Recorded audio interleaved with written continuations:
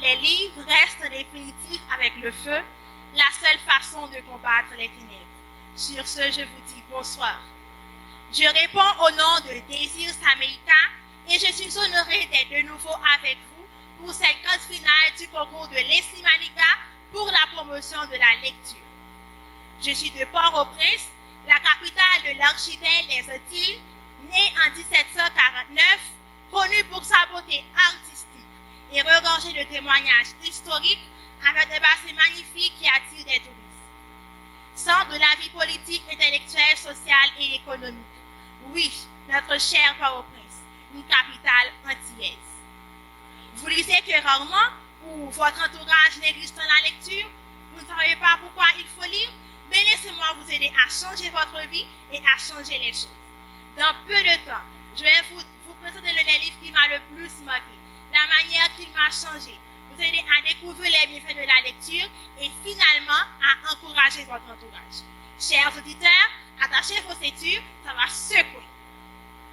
Au travers des valeurs intellectuelles acquises et l'amour pour sa patrie, Anténor Firmin, écrivain politique et auteur de l'égalité des races humaines, montre la valeur de tout homme, de toute race, notamment la race noire, et cherche à éveiller leur esprit et leur révéler leur importance, à travers des théories scientifiques, anthropologiques et philosophiques.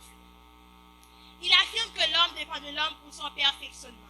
En dépit du fait que la race noire soit considérée comme inférieure, n'empêche qu'elle occupe une place incontestable dans le globe. L'auteur continue pour dire que l'esclavage est une injustice lorsque le peuple assujetti reconnaît l'égalité de toute race. Oui, je l'affirme, la lecture a réellement changé ma vie. Désormais, je ne suis plus celle-là qui a peur de dire qu'elle est haïtienne, plus celle-là qui a honte de son origine, plus celle-là qui néglige ses droits. Aujourd'hui, les écrits de Firmin m'ont porté à m'affirmer en tant que noire, en tant qu'humaine, née d'une race noire, douée de facultés et de volonté qui suffisent pour tout éventuel changement. L'égalité des races humaines a éveillé en moi le sentiment d'appartenance et la fierté d'être noir, noir dans le sang, noir dans le cœur, noir dans l'âme. En effet, toutes les races sont égales et nous, races noires, sommes aptes à nous élever au haut du développement intellectuel. Nous devons croire à l'égalité, renforcer le sentiment d'appartenance, avoir le sens de la justice. Il est clair qu'une peau blanche et des cheveux lisses ne définissent guère l'égalité des races.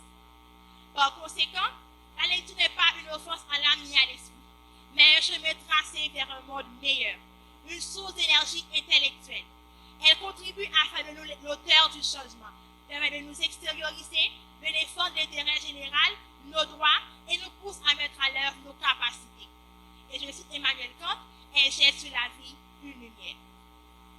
De là étant, Winston Churchill ajouta, un peuple de là étant, Winston Churchill disait, un peuple qui oublie son passé est condamné à revivre les mêmes choses. De ce fait, la lecture permettra à la population de redécouvrir et valoriser leur histoire. Certainement, une manque de connaissances contribue à ralentir tout progrès considérable. Chers dirigeants, voulez-vous une nation ayant des intérêts communs? Voulez-vous voir l'espoir dans nos jeunes? Voulez-vous une société construite dont vous serez fiers? Alors, des campagnes pour sensibiliser les jeunes, la mise en valeur de la lecture, une bibliothèque de chaque quartier serait un atout favorable pour répondre à nos attentes. Grande est la part d'avenir qui repose sur les rayons d'une bibliothèque, disait Graham Greene. Plus les Haïtiens liront, plus ils nourriront leurs idées. Les peuples conscients ne sauraient confier la défense de leur patrie à un groupe d'hommes, quelles que soient leurs compétences. Les peuples conscients assurent eux-mêmes la défense de leur patrie, affirma Thomas Sankara. Écoute, pourquoi chacune de tes respirations contient de la souffrance? Juste parce que les autres te collent une étiquette sur le dos ou que tout s'écoule autour de toi? Voyons, tu n'as qu'à leur ignorer et saisir chaque opportunité pour grandir. Le bonheur n'est pas dans ce que tu dis, ce droit ou ce que tu penses faire ou avoir. Le bonheur est juste dans chaque battement de ton cœur. Tant que ton cœur vit, tant que le bonheur vit en toi. Ne te sous-estime pas. Continue d'avancer. Sois fier de ce que tu as en toi et de ce que Dieu a fait en toi. En conclusion, commence dès aujourd'hui à lire et influence ton entourage. Merci de me laisser un j'aime, des commentaires, des partages et de vous abonner aux pages Facebook et YouTube de Renaï. Et merci spécialement